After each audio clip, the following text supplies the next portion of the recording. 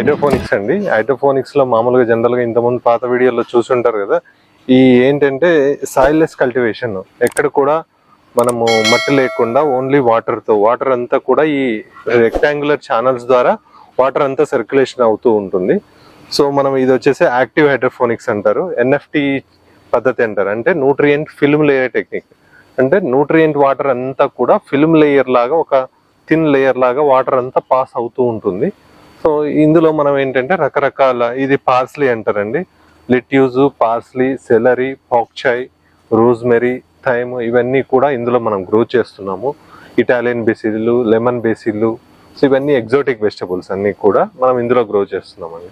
So ఈ hydroponic పద్ధతుల్లో మనకు ఉపయోగం ఏంటంటే జనరల్గా ఇది మట్టి లేకుండా పెంచడం వల్ల మట్టి నుంచి సంక్రమించే రోగాలు 35 to 40% ఉంటాయి. సో అవన్నీ కూడా డైరెక్ట్గా ఎలిమినేట్ చేయొచ్చు. ప్లస్ ఇంకోటి ఏంటంటే మనకు డిసీజెస్ అన్నీ కూడా కంట్రోల్లో ఉంటాయి. సో మనకు క్రాప్ అనేది కూడా ఎర్లీగా వస్తూ ఉంటుంది దీంట్లో. సో జనవరికి ఏంటంటే తక్కువ వాటర్తోనే క్రాప్ వస్తూ ఉంటుంది.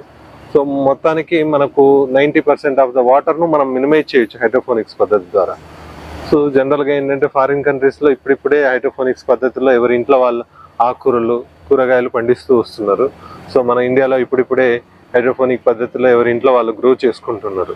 సో ఇందులో ఎవరైనా గ్రో చేసుకోవాలనుకుంటే పాలకూర, తోటకూర, పుదీనా, గోంగూర, బచ్చలి, ఇవన్నీ మల్టీ కట్, ఒకసారి కోస్తూ ఉంటే మళ్ళీ వస్తూ ఉంటుంటాయి అనమాట.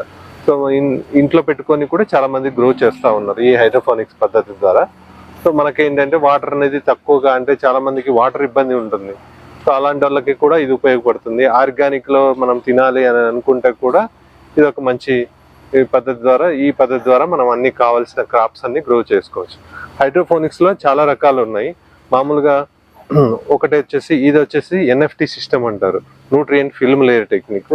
తర్వాత deep water culture system, aeroponics, aquaponics, తర్వాత మళ్ళీ ebb and flow method, Dutch bucket system, ఇలా అన్ని రకాలు ఉంటాయి.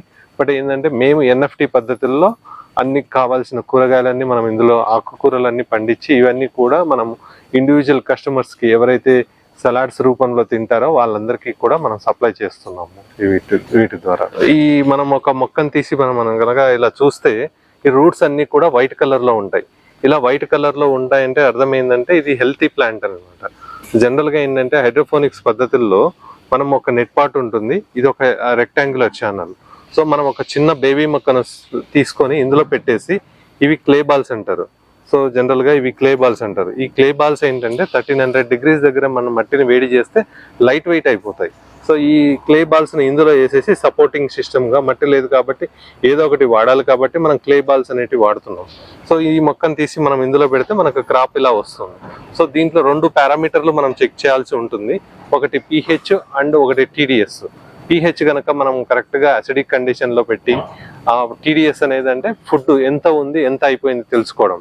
సో ఈ 2 పారామీటర్లు మెయింటైన్ చేస్తే హైడ్రోఫోనిక్ పద్ధతుల్లో మనకు కావాల్సిన ఆకుకూరలన్నీ కూడా పండించుకోవచ్చు.